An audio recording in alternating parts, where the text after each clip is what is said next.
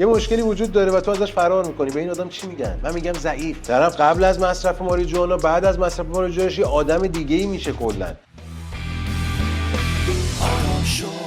با عرض سلام و ادب خدمت همه شما بینندگان عزیزم، ان شاءالله که هر جای دنیا هستین همیشه تنتون سالم باشه، حال دلتون خوب باشه. بهترین آرزویی که تنتون همیشه سالم باشه. در کنار رفیق عزیزم هستیم با یک برنامه دیگه، دوست داریم که مفید باشیم براتون. شروع میکنیم. آدم عزیزم، آدم بفرمایید. برنامه موسی شو رو در خدمتتون هستیم. دیگه برنامه آدم شو نیست، برنامه موسی شو شده. آقا این قسمت در رابطه با یه مکالمه کلیه، میخوایم یه مقدار بیشتر آشنا بشیم با دیدگاه موسی و همچنین تجربه‌ات رو داشته باشیم. به قول دوستان گفتنی بشینیم اینجا کمی پند بیاموزیم، نصیحتاشو گوش بدیم، سوالات کلی رو قراره بپرسیم راجع به تجارت، بیزینس، روابط، اتفاقاتی که تو ایران داره میفته، تو دبی کلا چی فکر میکنه، توصیه‌ای که واسه نسل جدید، نسل زد، جوونا، همسنای خودمون، همسنای خودش داره چیه. به طور کلی این اطلاعات خیلی ارزشمنده و به نظر من تا پایان ویدیو رو ببینید. اگر مصاحبه قبلی هم ندیدید که حتما ببینید. بریم یه ضرب سر اصل مطلب بدون فوت وقت، به قول دوستان گفتم. بفهم. آقا من یه سوال ازت دارم موسی. الان تو ایران مواد تا دلت بخواد باب شده، بلخص ماریجوانا. اکثر آدما سعی میکنن راجبش صحبت نکنن، تو مدیا اساتید نمیدونم این ور اون ور میگن یک مسئله حاشیه‌ای، ولی ببین تو ایران باب زیاد دم دست استفاده میشه و متاسفانه سن مصرفش اومده پایین. نه سیاه‌نماییه، نه من میخوام بگم ایران بده وای فلانه، مثل این شبکه‌های خبری که میخوان ایران رو سیاه‌نمایی کنن. یه معضلی است در ایران، نادیده گرفتنش احمقانه است، بزرگ نمایی کردنش هم واقعا کار صحیحی نیست، ولی هست. به دو تا سوال دارم. یک، چی میشه که آدما شروع میکنن به مصرف بالا مواد مخدر؟ یه داستانه، اعتیاداتش کاملا متفاوته. ماریجوانا، محرکا، ماشروم، این چرت و پرتایی که نسل جوان انقدر بهش علاقه‌مند شدن. و دو، چیکار کنیم که این کمتر شه؟ آدم اگه بخوای خلاصه این موضوع رو من بگم، الان که دارم میبینم و خیلی باب هستش تو ایران، حالا تو دور و بریامون که ما داریم میبینیم یه سری رو از نزدیک. الان تو یه جمع مهمونی میری، اگه گل نزنی فکر میکنن تو عقب افتاده ای، یا فکر میکنن که از نظر جامعه یا از نظر سیستم بدنیت یا اجتماعی ضعیف‌تری. متاسفانه الان اینو یه جوری کلاس کار میدونن، حالا نمیدونن چه عاقبت‌های بدی میتونه داشته باشه. خب کسی که میشینه توش میزنه به 1 ساعت خوشیش فکر میکنه، به بلند مدتش فکر نمیکنه، آسیبایی که میتونه به مغزش، به بدنش، به کارهایی که عقب میفته براش اتفاق تو لایف استایل روزمرهش تو زندگیش عقب میفته رو، اینا رو درک نمیکنه. من میخوام بگم که مثلا یه مثال میخوام بزنم.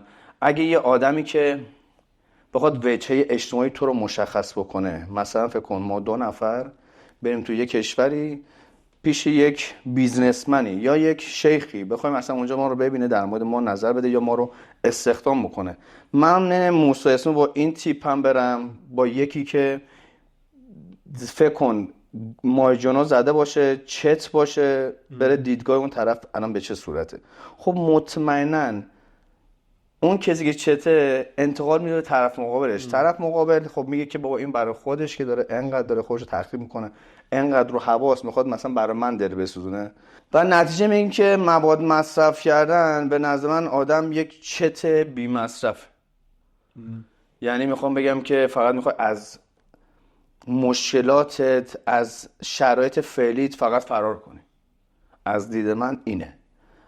من میتونم اینو کلا بگم که آقا کسی که مصرف هر مواد مخدری، از مشکلات زندگی، از جایگاهی که هستی میخوای فرار کنی، یا من میگم برای 1 ساعت اشغالت یا حال خوبت حاضره که 1 عمر زندگی تو نابود کنی با معتاد شدنت.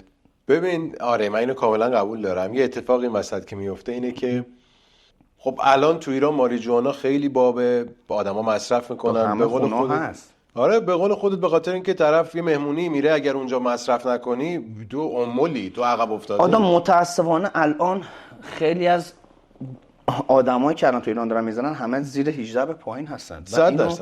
از ناآگاهیشونه میرن تو یه جبی قرار میگیرن، شاید برای اولین مهمونیایی هستش یا میخوان یه ذره بگن ما آپدیت شده هستیم، ما کلاسمون بالاست یا ما همه چی رو میفهمیم، اینا برامون عادیه. فقط نصف از اینا که دارن انجام میدن دارن فقط اداشو در میارن، اصلا نمیدونن اصلا چه کاری تو مغزشون رو انجام میده و به نظر من کاملا دارن اشتباه تصمیم میگیرن.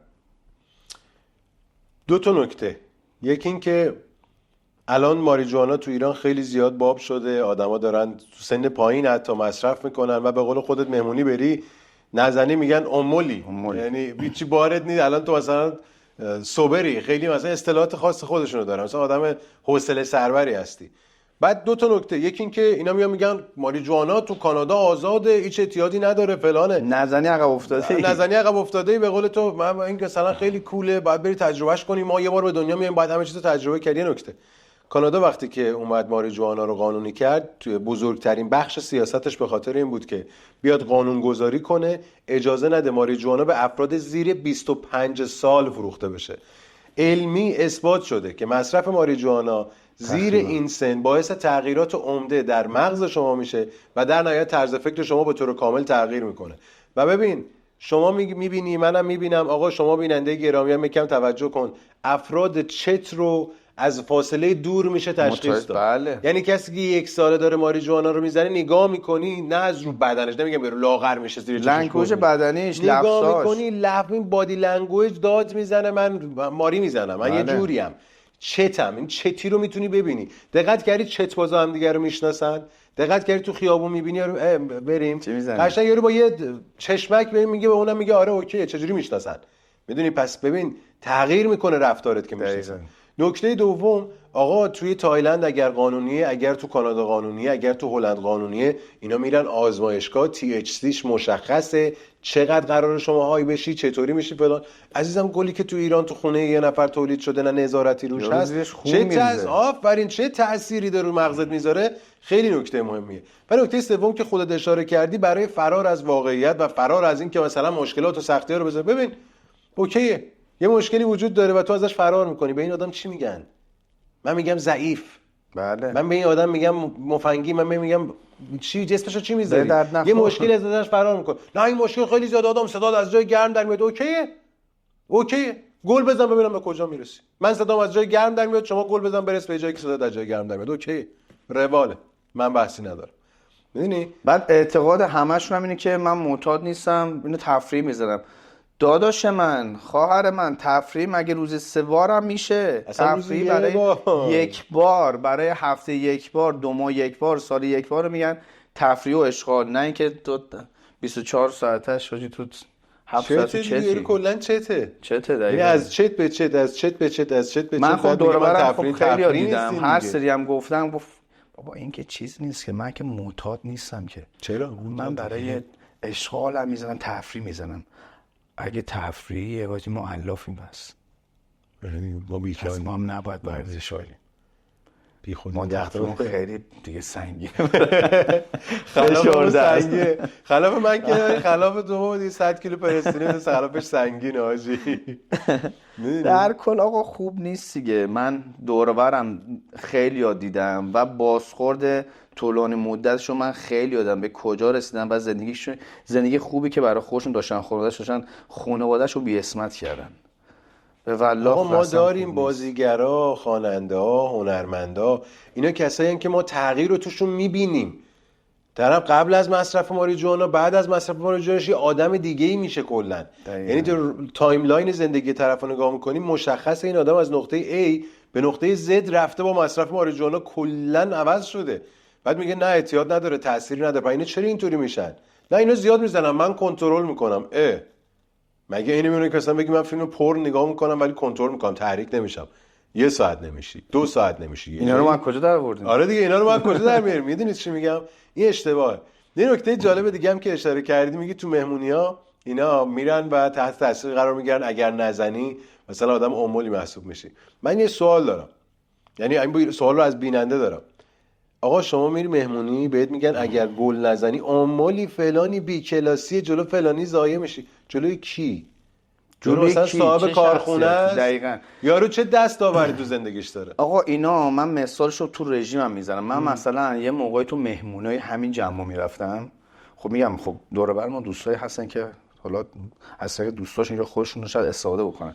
من مثلا غذا رژیم می‌بردن، بعد میگفتن اون مالی منو اون مول میدونستن، یعنی کار من اشتباه بود. یعنی روال کاری من اینا اصلا قبول نداشتن، اشتباه میدونستن. اشغال نمی‌کنی، داره تو زندگی فقط سختی میشه، این اصلا زندگی نیست، زندگی ما داریم انجام میدیم، کار ما درسته و همون هم دارن ادامه میدن. ولی خب یه سری رو بعد چند سال که دارم رفاقت میکنم، الان و من مسیجم باهاش رفاقت دارم و اینو که دارم میگم، الان زنگ موسا دمت گرم، عجب چیزایی، عجب کارهایی که میکردی. یارو رفت تو باقالیا، اصلا زندگیش یه دنیای دیگه شد اصلا. از خانواده‌اش، از خانومش، از کارش، همه تعطیل، تمام شد رفت.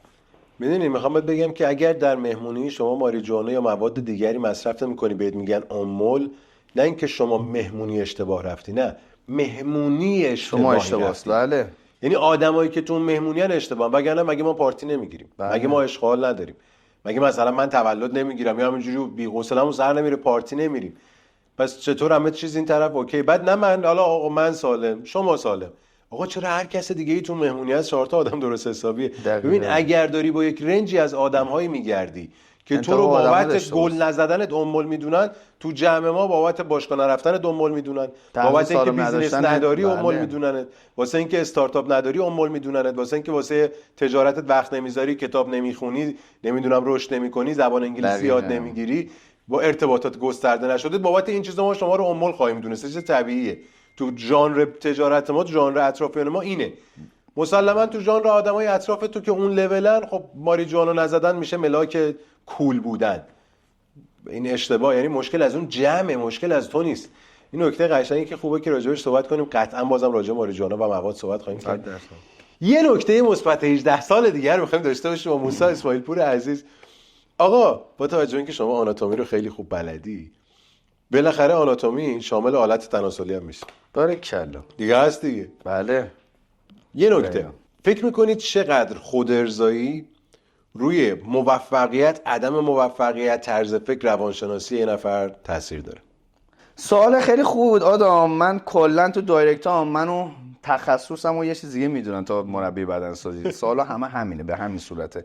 میخوام بگم که خیلی تاثیر داره در روند تصمیم گرفتن، روند های بودن بدنی، روند سیستم ایمنی بدنی، در تمام کار روزمره تاثیر خیلی زیاد داره. ما دو نوع سکس داریم، موفق و ناموفق. ناموفق شامل چی میشه؟ شما شامل همین خود ارضایی میشه، شامل این که شما با کسی یا با یه نفر شخصی یا پارتنری هر چیزی سکسی داری، اون سکس ناموفقه، یعنی از نظر روحی ارضا نشده، فقط از نظر جسمی ارضا شدی. این میتونه خیلی بهتون آسیب بزنه از نظر تعادل بدنی، سیستم دفاعی بدنی، از نظر فکر کردن، استرس های بدنیتون زیادتر میشه. بیا حالا در مورد سکس موفق صحبت کنیم. شما اگه با یکی ارتباط جنسی دارین، از نظر جسمی که ارضا میشین هیچی، از نظر روحی ارضاشین، تمام سیستم ایمنی بدنتون، دفاعی بدنتون، حالت بدنتون فعالتر و اکتیوتر میشه، روحیتون بهتره، های بودن بدنتون بهتره، کل ایمنی بدنتون فعالتره، تصمیم گیریتون خیلی راحته. میگن قبل جلسه شما اگه یه سکس خیلی خوب داشته باشی، میتونه اعتماد به نفس خیلی بهتر شه برای مکالمات بهتر. پس میتونه خیلی در روند کاریمون، کار بیزنسمون، روند زندگیمون، جسممون خیلی میتونه تاثیر مفیدی داشته باشه. نکته های مهمیه، ولی که قطعا قراره این نفر بخندن تو کامنت ها، ولی خوبه که اینا بیان بشه، چون هیچ کس راجبش حرف نمیزنه. شده یک تابویی. نمیگم روابط جنسی تو ایران باید ترویج داده شود، اون دیگه اصلا دست ما نیست، ولی کیفیت رابطه جنسی روی روند زندگی شما به شدت تاثیرگذاره.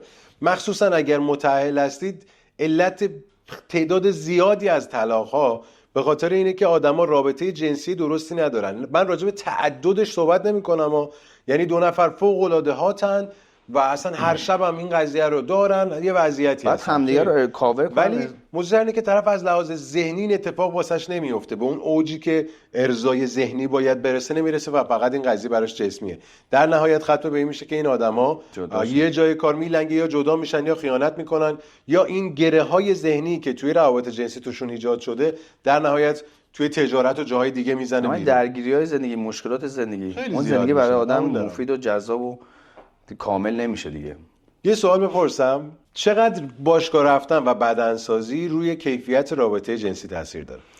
آدم خب 100% بدنسازی اولا رو استامینای بدنمون خیلی تاثیر داره، کیفیت رابطمون رو خیلی میتونه بالاتر بره. ببین خیلی ها میگن که بدنسازن رابطه جنسیشون زود ارضایشون خیلی زودتر مثلا ارضا میشه، یکی میگن دیرتر. از من ربط به نداره، اینا ربط به فکری عصبی بدنتون داره. یکی میگه تمرکز فکریشون خیلی رو این بیشتره، یکی میگه اصلا دیدی مثلا میگن یارو میگه من میتونم کنترل کنم خودمو، سیستم عصبی بدن تمرکز کنترل کردن فکر کردن رو سکسش رو میبره یه جای دیگه. اصلا 100% عضله آدم تاثیر داره در روند رابطمون، مخصوصا قسمت‌های داخل پا، کشیشی‌های پا، مخصوصا برای خانوما که اون هم به کیفیت رابطه‌شون میتونه تاثیر داشته باشه، هم به نوع رابطه‌شون. یه سوال دیگه هم دوست دارم ازت بپرسم، این که به نظرت آقایون مخصوصا چه زمانی مناسبه که وارد رابطه بشن؟ آدم به نظر من آدم تا پول نداره وارد رابطه نباید بشه، کار خوب نداری وارد رابطه نباید بشی، امکانات خوب نداری، خونه خوب نداری، تمام اینا به نظر من اگه بخوای وارد یک رابطه خوب بشی باید تمام امکانات خوب داشته باشی، ماشین خوب، کار خوب، فکر خوب، حال خوب. به خاطر اینکه توی یه رابطه میری شما با یک حالا شخصی یا پارتنرت، توقعای جفتتون دوست دارین بهترینا رو داشته باشین. مخصوصا الان که توقعای ایران بالاست، دوست دارن که طرف ماشین خوب داشته، طرف خونه خوب داشته باشه و خودت هم چنین حسی رو باید داشته باشی که بتونی کاور کنی پارتنرتو، یعنی حامیش باشی، حمایت کنی که به خودت هم اون انگیزه و انرژی حال خوب بهت بده، استرس نداشته باشی، مثلا کمبودی احساس نکنی، با کسای دیگه مقایسه نشی. اون موقع به نظر من تا زمانی که به وضع مالی خوب نرسیدی، کارت خوب نیست، زندگیت خوب نیست، امکانات خوب نیست، به نظر من داخل وارد رفتن اصلا اشتباهه. باید ثبات داشته باشی. هر وقت دیدی تو زندگی ثبات کامل داری، به نظر اون موقع میتونی توی رابطه خوب. ما مردیم، من زاده شدم که حمایت کنم، خانوما هم زاده شدن که حمایت بشن. دقیقا. من از تکیه گاه بودن لذت میبرم، خانوما از تکیه کردن. دقیقا. این تا دنیاست همینه. حالا یه جنبشی بیاد بگه فمینیست ما میخوایم مساوات باشه، ماما اوکیه. خانوما حتما باید استقلال مالی داشته باشن، استقلال فکری داشته باشن. هیچ چیزی به اندازه یک خانم مستقل برای یک مرد جذاب نیست. اما من یک مردم، من هرگز دنگی حساب کردن رو درک نمی‌کنم. من اگر با یک خانومی پاشم برم یک رستوران، یک کافه، یک جایی، باید بهش اجازه بدم که اون رو حساب کنه، که اجازه نمیدم. بعد ماشین من باشه که برم. اصلا امکان نداره که من اجازه بدم یک خانم بیاد حساب کنه، یا مثلا من به یک خانم تکیه کنم. غیر ممکنه همچین چیزی و من مردم. این تعریف 10,000 سال قبل همین بوده، 10,000 سال بعدم همین خواهد شد. حالا جامعه چیز دیگری میگه، ببخشید من با جامعه همراه نمیشم، این چیز طبیعیه. من از حمایت کردن لذت میبرم، یه چیز طبیعیه. من دوست دارم یه کوه باشم، همسرم بهم تکیه کنه. و غیر از این اگر باشه من به همسرم تکیه کنم، دنگی زندگی کنیم، بریم با هم، نه قرار اولو تو حساب کن من ببینم چطوری، اصلا راه نداره. 100,000 بار قرار اول باشه من باید حساب کنم. من مردم، اصلا زیر این زشته. حالا مردای جدیدی تربیت شده تو ژانر من نمیگنجه، ببخشید من قدیمی ام، من پیرم، من پیر پاتالم، حق با شما درست میگید بابا، اصلا راه نداری همچین چیزی. یه نکته دوم این که آقا تا مادامی که نمیتونی تکیهگاه پارتنری که وارد زندگیت میکنی بشی، عزیزم شما هنوز پتانسیل وارد یک رابطه شدن نداری. صرفا از رابطه من شهوتش رو دارم که نشد رابطه، که صرفا از رابطه نیاز جنسی دارم که نشد رابطه، که من چون الان دیگه نمیتونم جلو خودم رو بگیرم شده دیگه باید برم یه حرکتی بزنم. اوکی، وارد یک رابطه داری میشی، باید بتونی حمایت کنی. دخترها الان همشون سوء استفاده، نه عزیزم اسمش سوء استفاده نیست، مرد باید خرج کنه. من درک نمی‌کنم اینو. مرد باید، ما کی از نمیفهمم ما کی اینطوری شدیم؟ من مرد خسیس دیده بودم، ولی مردی که بگه نس نس دیگه جدیده، این جدیده. من نمیفهمم، ببخشید من نمیفهمم. من شاید آدم نفهمیم، من شاید پشت کو اومدم. اون جایی که من می اومدم ما ترکیم، ما اینجوری من آقا شهرستانی، من حالیم نیست. اون جایی که ما میایم دونگی معنی نمیده، نمیشه اصلا. مگه داریم؟ نه ما هم داریم تو این رابطه زمان میذاریم. فقط 100% تو یک مردی باید بذاری، تو باید بکنی، یه چیز طبیعیه. من اینا رو نمیفهمم. من فکر میکنم تا مادامی که نمیتونی مینیمم های تکیه‌گاه بودن رو داشته باشی، پس تو لذت حمایتگر بودن رو نخواهی برد. فلز اون رابطه فقط برای رابطه جنسیه دیگه. بگو من می‌خواستم خودم تخلیه کنم، دنبال یکی میگشتم که پیدا کردم. خب دیگه اسمش رابطه نذار. دقیقاً. نظر شخصی ما شاید هم 100% اشتباه باشه، ولی از دید من اینه. دقیقاً. باید مینیمم های حمایتگر بودن رو داشته باشی، بعد وارد یک رابطه بشی. غیر از این باشه الاف اسمش رابطه نیست. من این نمیفهمم، این اسمش رابطه نیست. یه مرد قوی از خودش مراقبت میکنه، یه مرد قوی تر از دیگران. یعنی وقتی میخوای وارد یک رابطه بشی، یعنی من به اون مرحله رسیدم که مرد قوی تره قراره بشم و این یک سری مینیمم ها داره. من نمیگم حمایت در سطح یک نفر که وضع مالیش خیلی خوبه، ولی مینیمم ها رو نداری. پس اون تایمی که میخوای برای رابطه بذاری، برای خودت بذار. بیزینست رو رشد بده، مهارت پولساز یاد بگیر، کتاب بخون. میدونی؟ پس تو هنوز خیلی کارها داری که انجام بدی که رابطه یکی از این چیزا نیست. حالا من تحت فشارم، پس من عزیزم تو نباید بیای ناموس سرزمینت رو فدای تحت فشار بودن خودت بکنی که من تحت فشارم. من چون تحت فشاری باید بری یه نفر وارد زندگیت کنی. عاقبت زندگی خودش و طرفش هم هست دیگه. آقا میشه برای عادت یه مدت وقتی اگه زندگی با کیفیت نداشته باشه، خب مطمئنا به چالش‌های مشکلات می‌خوریم. این مطمئنا یه مدت هم که بگذره عادت هم میشه، هم برای طرف مقابل سخته، هم برای خودت. خب یعنی یه زندگی رو داری خراب، هم زندگی خودت و هم زندگی پارتنرت. تا این به ثبات کامل نرسیم به نظر من اصلا رابطه رفتن عیبه. خب دوستان عزیز، برنامه موسی برنامه رو تموم می‌کنیم. به نظر من خیلی صحبت کردیم، می‌ذاریم برای موسی باشگاهش مونده. من اینجا اعلام کنم موسی تایم باشگاه داره دیر میشه، 10 دقیقه‌ش هم گذشته، ولی آن تایم بودن یعنی اینا وسط مسابقه پاشی بری باشگاه. من برم.